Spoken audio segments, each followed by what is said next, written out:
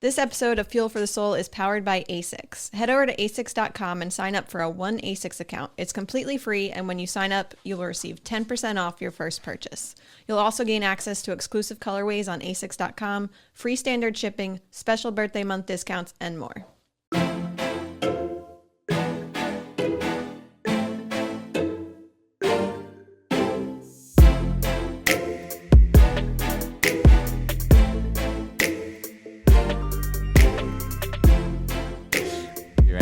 Hi, this is Thomas from Believe in the Run. This is Megan with Believe in the Run. And this is Megan with Featherstone Nutrition. And you're listening to Fuel for the Soul. Where was your AKA?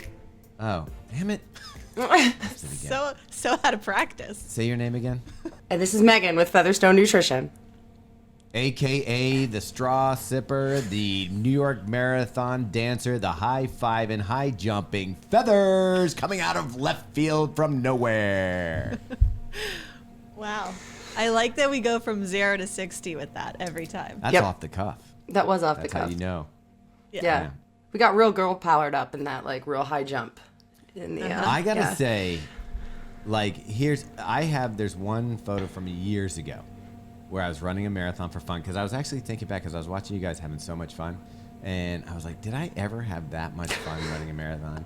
And I did one time with Stein, and actually we knew each other at the time. Yeah. And there's a photo of me jumping off the ground like 20 feet in the air. I don't even think at this point I could get my feet off the ground that high. But to see you jump up and hit that sign, I was like, oh my God. That's how you know when someone's having fun, when they're getting airborne during a race.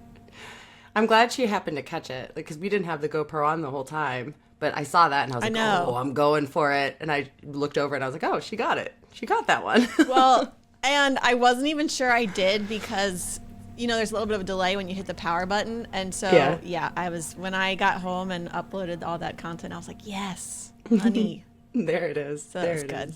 is. Yeah. Zero fun hat out there. Yeah. And I'm actually mad that you guys had so much fun. I was worried you might be. I am. I'm out there suffering. You guys go drinking Friday night, and then you didn't take it easy. You even had a couple drinks the night before. Like, this is all for fueling. So if you want to run a 3:20 marathon, start off running a sub 3-hour marathon, and then do as these ladies do. But then you had a blast. And I was trying to take it all serious, trying to get rest.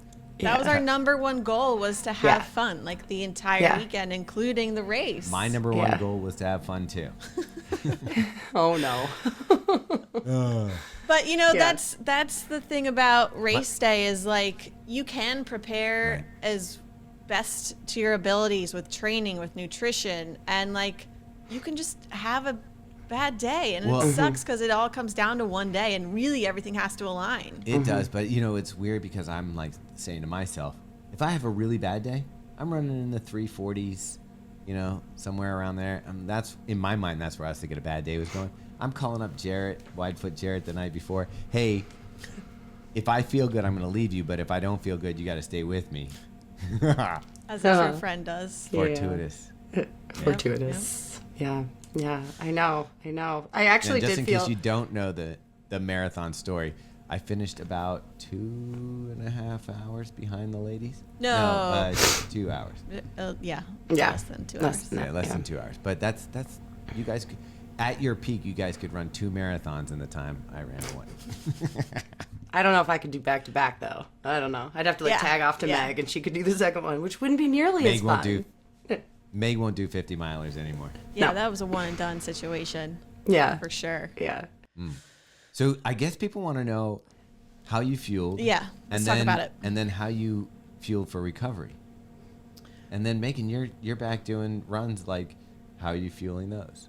After an effort like that. We treated this marathon more like a long run, in the sense that we were not doing race pace at all. We were doing a comfortable pace. We were a little bit more casual about everything. And I mean, like, from the carb load to actual amount of carbs per hour we got in, we were not overly like, we have to nail this, because it was a fun long run for us. But it's still fueling for the marathon, and it's still recovering from the marathon. And I think actually the more important part of it, considering that you guys continue to run after the marathon is how do you make sure that you stay healthy post effort like this? And maybe it's not your hardest effort and you're stressing out your system to the max degree, but still it's 26 miles.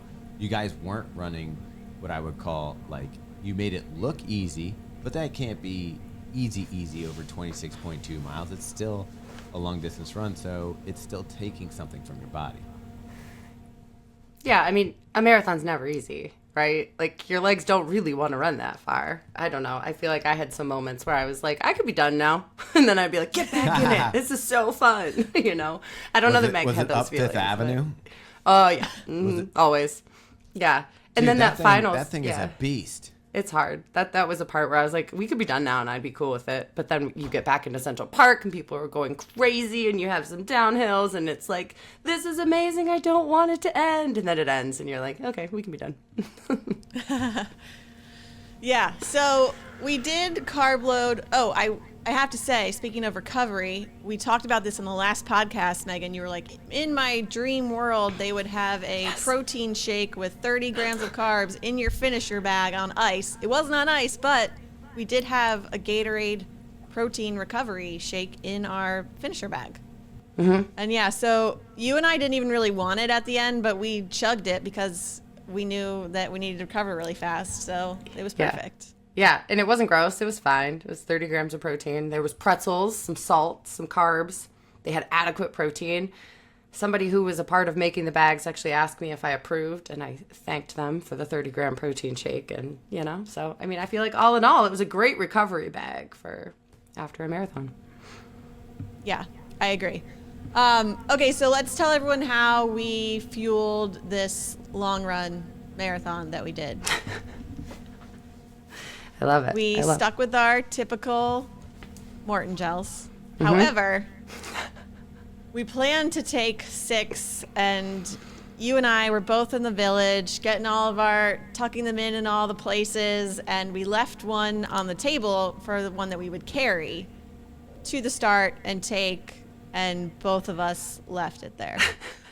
When you were like, oh, I don't know if I can take my first gel. It was 30 minutes and I was getting mine out. And Meg's like, I don't know if I can take mine. I didn't bring enough. I accidentally left one. And the first thing that went in my head was like, oh, crap, man, she needs another gel. And then I start ruffling around and I'm like, wait, I left one too. So we were one gel short. We took one at the start line, but then that meant that we adjusted and we took a gel every 5 miles instead of every 30 minutes like we're used to, which honestly, I thought it worked okay with our intensity being lower, and we did I called it a carb load light, right? We didn't go like all in like I would for a race, but you know, we certainly ate bagels and like lots of graham crackers in the morning and all that jazz that we always talk about. Plus, we'll talk about my fluid situation in a minute, but I did have 2 servings of scratch. So, you know, there was like some extra carbs in there, but I felt great out there. I didn't feel underfueled at all. I don't know about you. Yeah, I agree. I felt like although it was maybe 1 gel less than would have been ideal for the day, I think it was fine. And especially because our effort levels were not race pace, I think that it was enough. And that is partially why I was so adamant about getting the protein in right afterwards, because I knew we were a little bit maybe underfueled out there, so wanted to get back as fast as we could. Right. Quick question about carb loading. You guys handed out carb boxes. You handed them out the Saturday before the thing, and they look pretty packed. Can you tell me what was in the carb box? There were 4 bagels, 4 bags of pretzels, 2 bags of animal crackers, a sleeve of graham crackers, 2 packages of fruit snacks, and 4 packs of Pedialyte electrolytes. That seems like a ton. Would that normally be the night before you would eat that much that was in the carb box? I mean, in an ideal world, people would have gotten that 3 days out so they could use that for the whole carb load instead of just the day before. But we had plenty of carbs that we could share and split amongst ourselves. I shared some of my bagels with Jess Movald so that she had bagels in the morning to fuel her marathon. So Thomas tried for the second time. The new Maurten Bicarb, and Thomas, tell us about it. All right, so the good news is, while my performance during the marathon was in the crapper, the bicarb didn't make me get into the crapper. So it actually up works really. Yeah, it really works well. I liked it. It's a little complicated. I ended up having to throw a little bowl that they give you to mix it up in, but I mean, you can use any bowl. It takes 200 milliliters of water, which you said was around 6.6 or 6.8 ounces of water. You mix in the gel. The first time I tried it for a workout, it didn't mix properly because they just kind of showed a video of it, and they're like, pour it into the bowl, and I didn't stir it. You definitely want to stir it once you pour it into the bowl, and that kind of creates that gel that you're familiar with Maurten. So that creates kind of like that viscous kind of gelatin, kind of syrupy gel. And then you have the final ingredient, which are these little balls of, like, I guess it's like baking soda or bicarb. What is it? Yeah, it's like baking soda. Yeah, that's all it is. Yeah. Okay. They look like styrofoam balls, little tiny balls, and you stir them in, and it kind of, you let it sit for a little, or right after you stir it in, you're supposed to eat it. So you wait a few minutes for the gelatin to kind of gel up, put the balls in, stir them in, and then you're supposed to eat it immediately. Like soup. Yeah, it's not the most appetizing thing that you're gonna want to eat, but it's also not that bad. It's semi-sweet, and the one problem I had is that you really want to chew. And when you chew, you break open a baking powder pellet. So that's not good. Sounds so you terrible. really want to kind of like slurp it down. Can you one of you remind me what it's supposed to do? Like, what is the performance enhancing thing? So it's supposed to help neutralize some of the acid that's produced by our muscles when we're working at a higher intensity, so that you could potentially push your intensity higher for longer when you have that on board. So that would be like the 1% improvement from it would be from, And that's, they pretty much talk about, because I was like, can I drink coffee with this? Because I wanted to slurp it down and then have some coffee. The very first time I tried it. And Meg, the first thing you said, it actually neutralizes some of the Yeah, they acid. said it was good because it neutralized the acidity from the coffee. Interesting. So it was good to do both at the same or around the same time. Yeah. I found no issues with my gut, no issues with as far as taking that stuff goes. And then I did use a 360 Maurten, and now I'm traumatized with You mean 160? 160. I'm traumatized with, and I also ate the solid that morning. A lot of Maurten in there. Yeah. But the thing is, like, here's my issue now. You know, I already had a little bit of a problem with the Maurten gels. Yeah. And the only time I've had this thing where there's like phlegm going down my windpipe and then causing me to cough and cough uncontrollably until I cough up blood has happened when I've used Maurten gels. And I feel like the stickiness of that gel somehow stays around in my throat or something. And as I'm breathing in like this sticky stuff. And even though I only had one Maurten 160. I keep telling them it's not the Maurten, it's something else. But even if it is, it's in my head now. Yeah. And I'm like, no more Maurten. Well, no the more Never Maurten Second for is what race you day. trained with, right? And it worked I did, really and well for you. I used that on the course. Yeah, and the thing I still love about that, it's one of the easiest things to get down. Like for me, it's closer to liquid than it is to gel. So it's still kind of syrupy, but it's definitely more liquid-like than goo. And so I can get that down, and I was able to. And even though, and like, look, I knew at a certain point my race was over. I mean, I was walking like it was a march to Central Park, but I still took the Never Second gels that I packed because I thought, well, I'm out here, I'm still burning calories, and actually I'm going to be out here even longer. Yeah, 100%. I still need to have. I'm glad you did. Have the calorie intake. Yeah. But are we getting to the finish part? Like Well, so I want to, Megan, you tested a couple hydration tactics out there that we had discussed. One being refilling your water bottle, which you had already done, but you did again, and then the straw trial. So tell us about that. Okay, I'm going to save the best for last, which is the straw. So with the water bottle, I did it different this time. So last year I literally stopped and asked them to refill it. This time I had observed that there was like literally 20 cups of water in a row that people could take. So there was no one in front of me when I wanted to refill it. So I just opened my bottle and literally jogged through the entire line and was like dump, dump, dump, dump from all the cups because there was no one in front of me. It's not like I was stealing water from someone. And it worked perfect. Like I filled the whole thing up with like maybe six dumps of cups. I did get my shoes really wet, which was a little sloshy for a second because, I didn't pour very well. But yeah. That's my curious thing, though. Like, I felt like they were pretty consistent on the pours of the water. Mm-hmm. How many ounces do you feel was in each cup? Well, I bought a 16-ounce bottle this time instead of 20 because it was way cheaper, and I knew I was only going to use it once before I threw it. So I was like, I'm not going to buy my good one. So 16 ounces, it was 5 or 6 cups. So I would say there was probably 3 ounces per cup because I probably didn't get it all in there. Yeah, I think that's maybe 4 ounces. That would be like half a cup. But yeah, it worked really well. The ladies were laughing at me. I can't wait to see. We have it on video. We'll share it with all you guys. But I can't wait to see. I feel like the ladies were like, what is this chick doing? So I'm curious if, like, in the video, if they really were very confused. Because in the moment, I felt like they were very confused by me. But it worked great. The only regret I have was I normally put my scratch. I open the scratch container and, like, drop it into the empty water bottle and just shake it.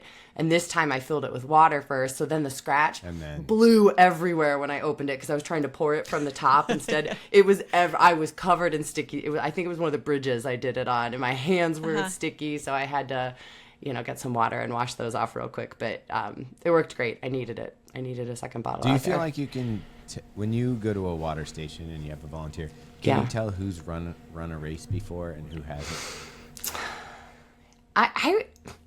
I would say not many of them had. Like, I didn't get the vibe. But also the interactions are so fast that happen. It's like really hard to gauge. But I feel like either they coach some people. And they're like, here's how you hand a cup. Like, this is what the runners are going to do. Yeah. And some people don't know how to do it. Like, you had some people that would hold the cup from the top and try to hold it to you. Other people would just put it out in their hand or hold it, like low. And obviously the best way for us is if you're holding it low, we can come in and pinch the top and keep running. But I do feel like maybe New York is pretty good about it. Maybe they coach the volunteers. Now I can't remember how they had it. I would have said they were holding the top and I grabbed the bottom. Well, do you know it was all different. It was different. Okay. They were, I don't know. They were all over the lot. As a runner, do you know what your responsibility is? No. You're supposed to point to the person that you want to cup. I always try to make eye contact. Yeah, so I definitely make eye contact. Yeah. Yeah. Oh, I see. I'm more of a cup eye contact. Like I look at the cup and I point to the cup and then look up at the person. See, I'm more worried about runners around me. Like I don't want to run in front of someone or trip someone or prevent someone from getting their water. I'm more worried about that than the actual volunteer. Yeah, you're worried about the runners. We saw the video of you almost hitting a lady. Oh, God. Okay, that's next. That's the next conversation. I feel so bad. I had no idea she was there. Okay, so you're so concerned. We refilled the water really, really well. But the other thing was, you guys, some of your listeners had recommended when I talked about how I can't drink out of those cups, and I still can't. Like I tried, and I just can't do it. So people had said to put a straw into the corner of a cup and then pinch the cup in front of the straw and just drink it like you would drink out of a straw. So then we were joking around in the last podcast saying it should be an edible straw. And then one of you was like, they make edible straws, Megan. They're Twizzlers. They make a special Twizzler. So, of course, we had to buy some. I put 3 in a little baggie, hooked them into like a loop on the side of my shorts and ran half the marathon with Twizzlers hanging off the side of my hip. So we decided to try this. I put it in. Epic fail. First of all, it was way too long. So it was like splashing everywhere and there's this like long Twizzler coming out of the cup and I did get a little bit, but it was splashing absolutely everywhere. I think I spilled more of the water than I could possibly have ingested. And then I was like, okay, I'm going to try one more time. And it was a disaster. So I just tossed it. And that's what Thomas is saying. I almost got some girl in the face with the cup and the Twizzler. I have to say the worst part of the Twizzler straw experiment was the taste of the Twizzler straw, because when we were in the pre area in the tent, I tasted one of those and I was like, this is disgusting. I think Twizzlers are good. No, it's a Twizzler. They're all right. They taste kind of plasticky. Like eating rubber, yeah. Yeah. But I think, Megan, one of the key realizations we had out there was Yeah. that, one, you can't use a straw that is bendy Yeah. and can possibly close, and the hole can close. And then two, it needs to be shorter for Yes. the cup. I think So we need like a So when- firm, shorter. Could you just take a regular Yeah. plastic straw, snip it in half? You could, think- but that's less fun. yeah, It is way less less fun, but it'll work. It'll might. work. Yeah. So we're not saying the straw doesn't work. We're saying a soft Yeah. Twizzler long straw does not work. So I guess we'll We have need to it try hard. again. Yes. Yeah. We'll have another experiment. You heard me. marathon day. Sure did. Sure did. Yeah. No, it was, All right. I feel like that's enough to talk about New York City Marathon. We have some listener questions to answer and also a comment first. I guess we'll put the comment out there first. This Yeah. is for you, Thomas. All right. From rhymes with Don. Shauna. She said, P.S. One of the episodes around Boston, Thomas was wishing that there was a way to have electrolytes in his pre-race coffee. And I wanted to say that Element chocolate salt is meant to be drank hot and is great in coffee, as well as their chocolate medley limited winter flavors. And guess what we just got a box of Chocolate yesterday? caramel element. Haven't Still tried gotta it try yet, Here's, but here's my question You though. gotta try Like it. regular element, I gotta Yeah. mix in with like 20 to 30 ounces of it's very salty. water. This chocolate one better like. Do I have to drink a gallon of coffee with it? Or maybe can you I need to just start put, with like half of a packet in your cup of And try it? coffee. I would try half. Yeah. Yeah. All right, I'm down Report to try back. it. I'm down to clown. Yeah. I knew you guys had some. That's why And- I was like, we need to try this.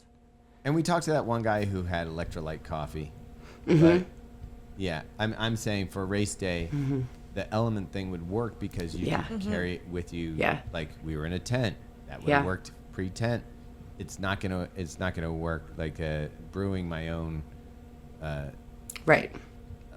coffee. Yeah, Coffee. especially if you're traveling for a race and stuff. Yeah. Yeah. Speaking Genius. of which, hey, what the F is going on with hotels that they're not having coffee I makers know. in them anymore?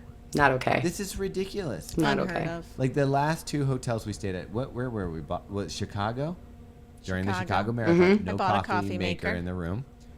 And then we go to New York, no coffee maker in the room. This is a real problem. They had the lobby opened up at 4:30 for coffee, but we were getting on the Also, there's like 4,000 or 5,000 people staying in that hotel, and Yeah. one tiny coffee shop. That ain't gonna do it. and then you have people ordering special coffees.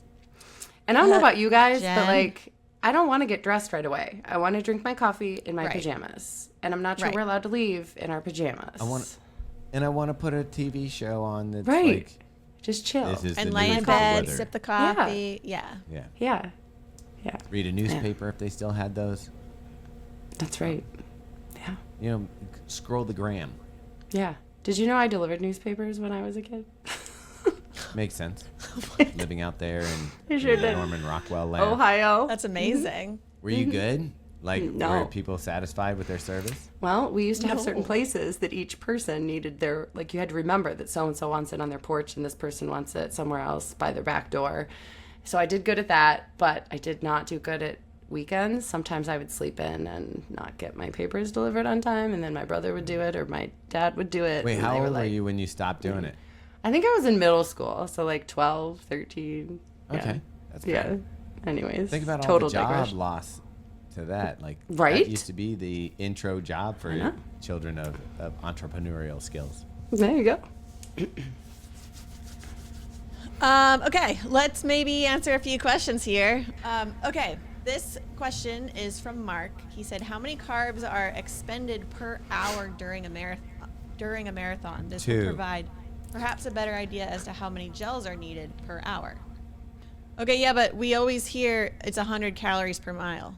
Right. So Mark phrased this different than anyone's ever asked me this. And I was like, I'm sure someone else is thinking about this the same way Mark is. This isn't how my brain works. But I was like, I feel like this is kind of an interesting discussion, right? Because, we talk very differently about energy burn, right? So he wants to know, how many grams of carbs am I burning? So I know how many grams of carbs I need to eat per hour. We talk about that range of like 30 grams to 120 grams of carbs an hour. Like, how in the world are we supposed to know how much we actually need? So he's asking, he's like, how much do I burn, right? So taking it a little bit of a step farther, obviously we burn not just carbs, but we burn fat when we're running. So it's never going to be just carbs, which is why we probably don't talk about it in that perspective. But like you just said, Meg, like most of the research shows that we burn like 100 calories per mile, which would be both the fat and the carbs.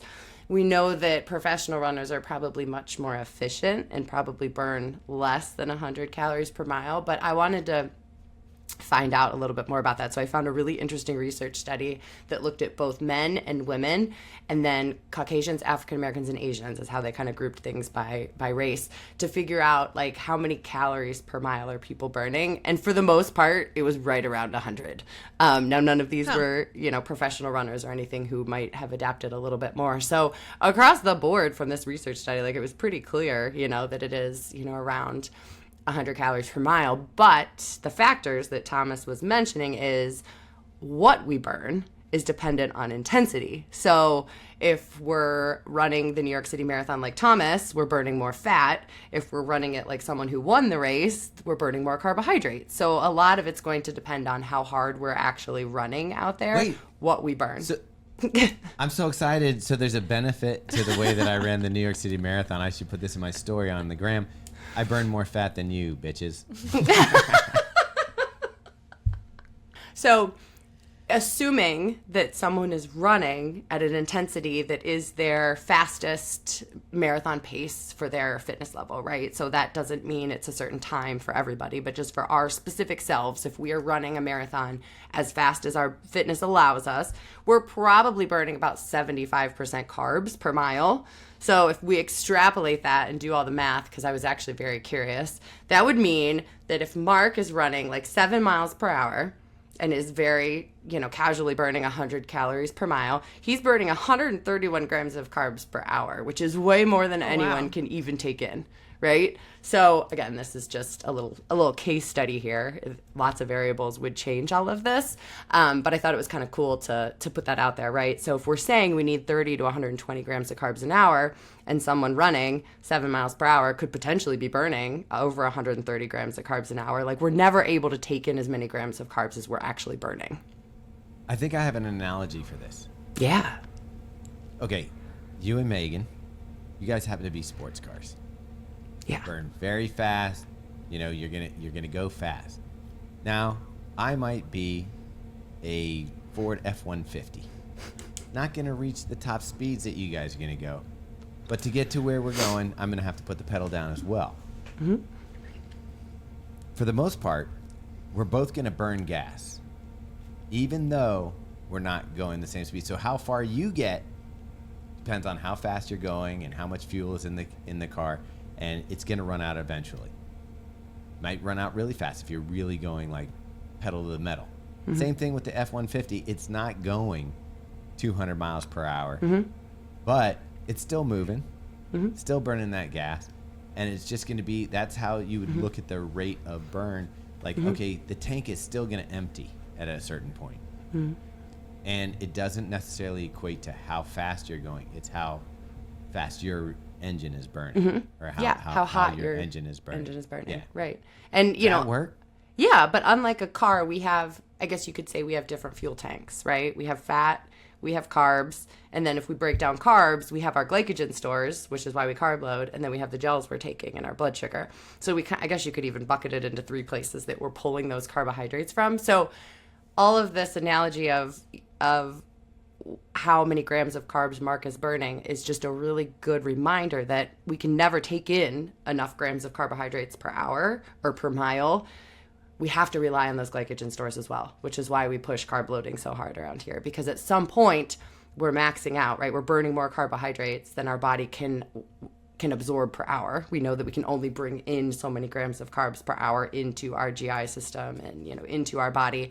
So we have to make sure that we've got some glycogen on board as well. So this is why kind of across the board, we make generalized grams, how many grams of carbs should we take in per hour? Because it's limited that our body can only use so many. It doesn't necessarily mean, to Mark's question, that's all we're burning. Most of us are burning significantly more grams of carbs per hour than we can actually ingest. All right, but Phil Maffetone says... Well, and this is... Fat for fuel. This is the same like this applies to hydrating as well in a sense because we're gonna sweat way more than we can possibly take in out there, which is why we suggest to always hydrate before and with electrolytes and sodium so that you're hanging on to a little bit more. Right. Okay. New York was last year was extremely hot and humid. So definitely everybody, you were sweating before you got to line. As you were in the corral, you were dripping. Yeah. This year, it was a little cooler. It warmed up towards the end, but not significantly. Like still within the race, levels of racing. Do you how much do we have to be concerned with hydration when the temperatures are closer to like 50? Do we still have to, be as diligent with water stops and? So a lot of that's going to intake? depend on our sweat rate, right? So I was out there longer, so I actually took more fluid there than I took in Berlin because I refilled my handheld and I didn't refill it in Berlin. And it was similar weather both places. So in my mind, I was like, Megan, you're going to be out there at least a half hour longer than you're used to. You need more fluid. And I said to Meg when we got back to the hotel, I was like, why didn't you tell me I'm covered in salt? I had these, I've never seen so much salt on my face. And she looks right at me and she goes, what were you going to do about it? I'm like, touche. Good point. I could have done nothing about it if you told me. But I couldn't believe how crusty salty I was. Like, it was warm out there. It really was. Yeah. By the way, that is Megan's philosophy. What were you going to do about it? Do something about it, then let's not talk about it. It was so good. She can't fix the problem right then. Why are we talking about it? Relax. So good. It was so good. It was classic Meg. Hey, your arm fell off. Yeah, what are you going to do about it? What are you going to do about it right now? You couldn't fix it. Before it fell off. Right.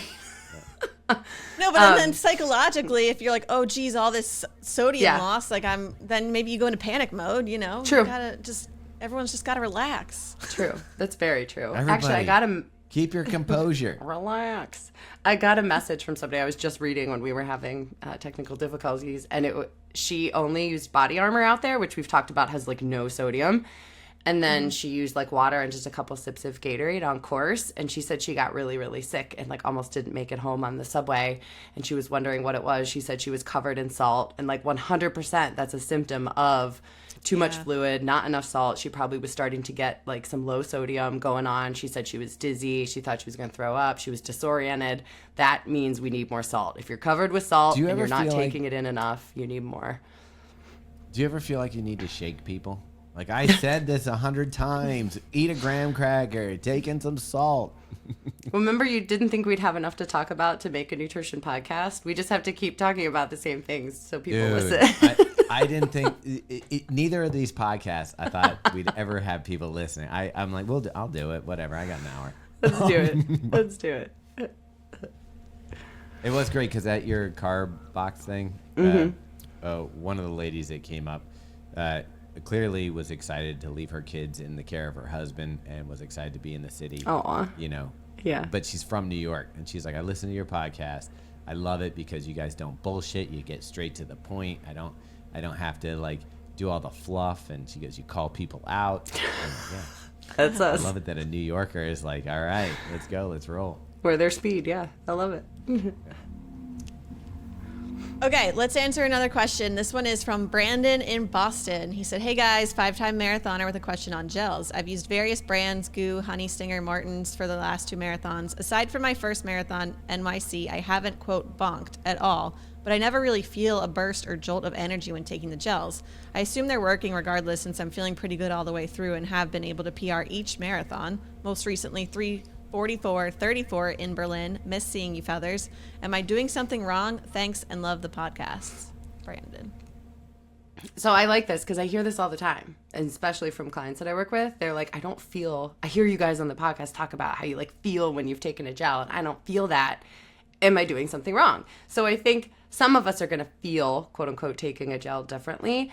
But what I really wanted to talk about was when Meg and I were racing, I talked about in Berlin that I was taking gels more soon because I felt like I needed them. And Meg said the same thing. She felt like when she was at that pace that was a little over her skis for the first half of Chicago, she was fueling more often because she got that burst. So I do think the whole fueling piece, we feel more when we're burning more carbohydrates, kind of back to our last Mark's question. So if we're out there taking it a little bit easier, and not saying Brandon was at a 344, maybe he was, at his top speed, but I do think when our body needs those carbs more, we feel it more. So I'd be curious for Brandon to play around like in a much higher intensity workout in his next training cycle. Do you notice like the punch of carbohydrates from that? It's just possible that some people might just not actually feel it, right? I think that's a total possibility. It also has to come down to metabolism. Like we talk about when it kicks in, like, and I think there's a psychological component to it, but I also think that there's sometimes in certain times, maybe I'm getting there faster. And I would agree with you. What I would challenge him to do is when he's doing his next speed workout, and you probably don't normally take a goo with you or any kind of gel with you when you're doing an 8-mile workout that has 2 miles of speed in it or something. But next time you go, wait till you're midway through your speed session, down a gel, and just see if you feel a little bit better, or if the second set feels a little more manageable. And it could be two things. It could be psychological, like we've talked about, because Feathers will tell you it's going to take 10 minutes for it to kick in anyway. But for me, if I'm doing a workout and I just want to feel a little extra boost, sometimes I don't feel like I need a gel at all. If it's like 8 miles, I don't normally feel like I need a gel at all. But I've gotten into the habit that if it's a good workout and it's going to be a workout that I care about, midway through I take a gel just for the health. What's the difference of 110, 120 calories in the thing, and why not play with it? So I would try it during a harder workout and see if you don't get at least a psychological boost. Yeah, because I was thinking about this when I was reading his question. I don't remember feeling a hit from the gel in New York. Did you, Meg? No, not at all. I think it's just the fact that we didn't bonk or slow down. It's almost like nothing changed drastically in a negative way, and that's how you know that they're working. Okay, but okay, let me ask you a question. So this one you weren't working as hard. So you were taking gels because you knew in your head you knew that you needed fuel to run. But it wasn't like when you're running hard, and Megan said at the beginning of Chicago she knew she needed a gel a little earlier. You are predispositioned to be like, I need that fuel. Like you feel like you're getting depleted. And I think that that's something that comes with experience. And as you get dialed into your body, and not that 5 marathons isn't a lot, Brandon, but as you run more and you put on longer miles, and if this becomes your lifestyle, which it sounds like it is, you're going to become more in tune with your body. And it took me years before I was like, that little tickling, that little feeling of like the needle twitching a little bit inside my head, that means take a goo now. And I used to be like, well, it's not time. I'm like, take it now. Yeah. No, I think that's all fair points. Yeah. All right, let's get one more question in here. This one is from Liam McCarthy from the UK.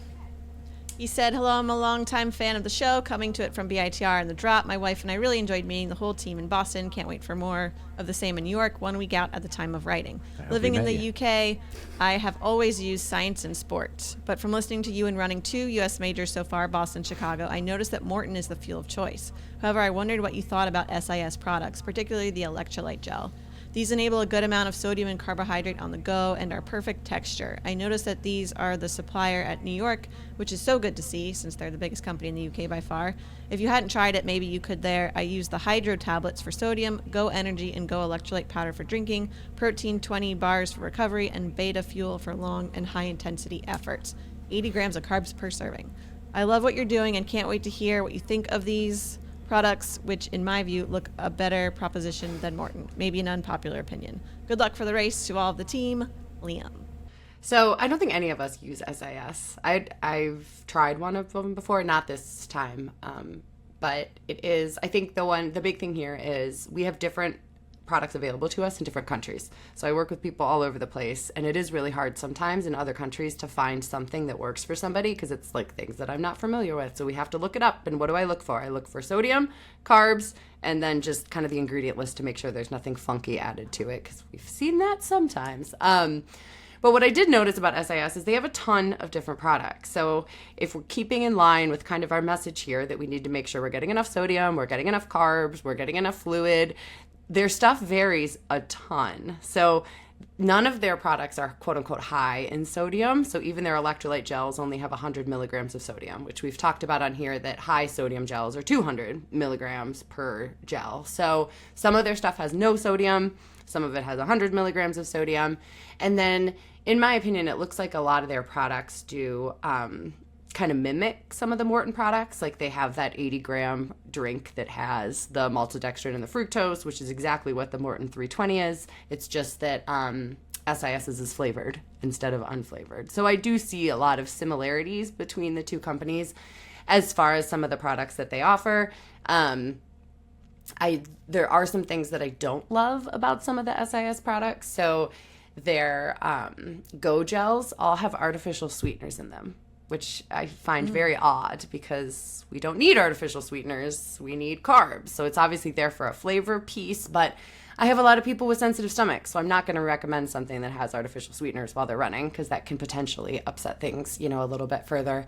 And then their hydro tabs that he mentioned had a sugar alcohol and artificial sweeteners. So again, that's not something I would recommend during, but then they do have a powder that's similar to Scratch or Gatorade that does look good, right? So I think I wanted to mention this because it's important to look at a specific product, especially when a company has a ton of them, and just make sure that you like the ingredients in them, because this is a great company. It's a good example of they have a lot of different products and with a lot of different things in them. You know what I mean? So it's just making sure that it meets your needs and doesn't have a bunch of extra stuff in it either.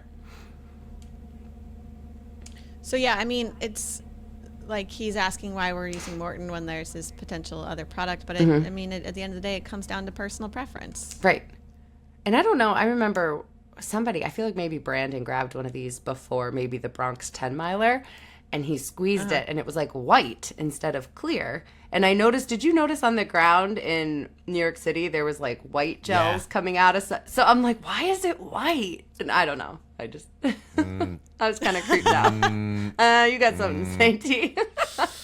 I know what you're saying. I know what you're saying. We don't like that. I don't know. I was just like. Okay, thank you all for listening if you're still here. If you have a question that we haven't answered, you can go ahead and send us an email at fuelforthesoulpodcast@gmail.com, and we will answer it here on the show. All right.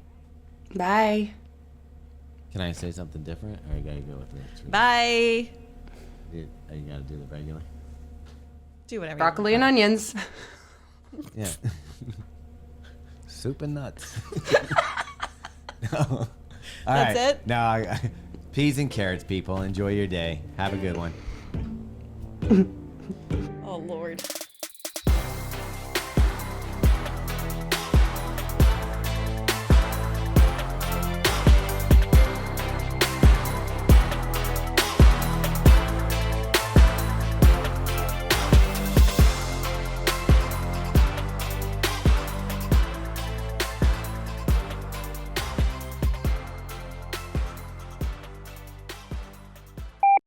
All right, kick us off.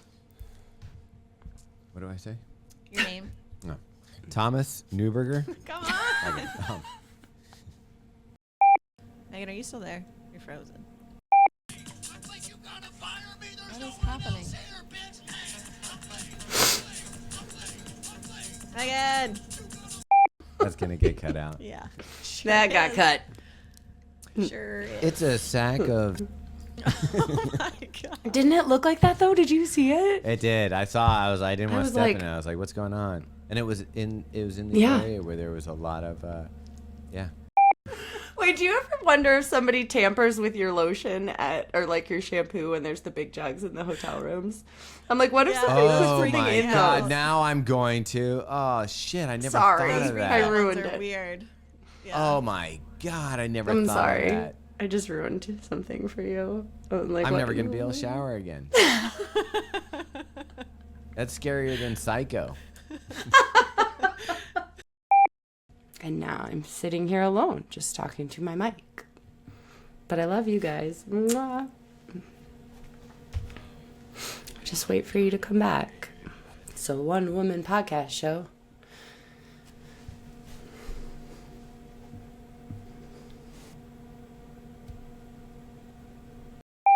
It should be nice and long and hard.